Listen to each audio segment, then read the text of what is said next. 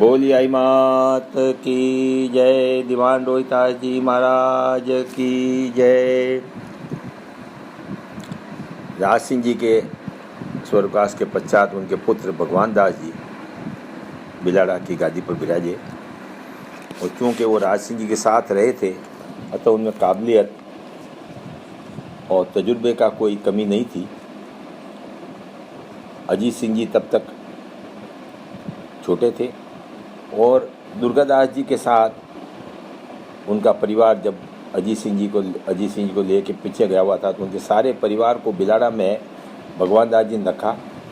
बड़े बच्चे और उनकी दो दुर्गादास जी की 2 लड़कियों की शादी भगवान दास जी ने अपने हाथ से कराई। यूँ तो दुर्गादास जी के बारे में सब चर्चा चलती है, पर उस समय मारवाड़ में ऐसा कोई घराना नहीं था जो उनके परिवार को रखने को तैयार था, क्योंकि सब बादशाह औरंगजेब से डरते थे।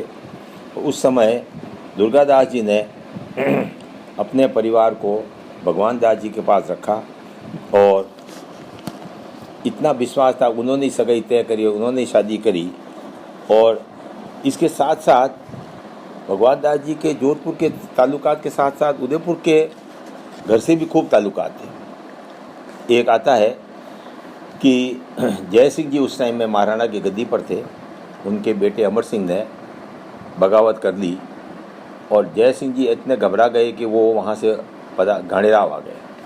घाणेराव से उन्होंने भगवान दास जी को बुला भेजा और भगवान दास जी यहाँ से गए और भगवान दास जी को कहा तो भगवान दास जी ने बाप बेटे के बीच में दबाव दे के और सुलह करवाई और ये स्थिति बनवाई कि बाप बेटे वापस एक हुए।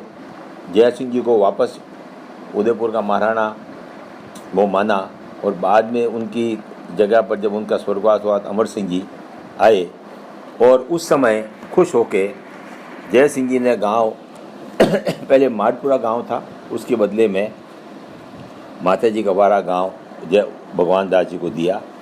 और इसके साथ साथ उदयपुर में एक प्लॉट कोट खास में, मतलब इतने अपने नज़दीक चाहते थे कि भगवान दास जी की हवेली मेरे गढ़ के पास हो।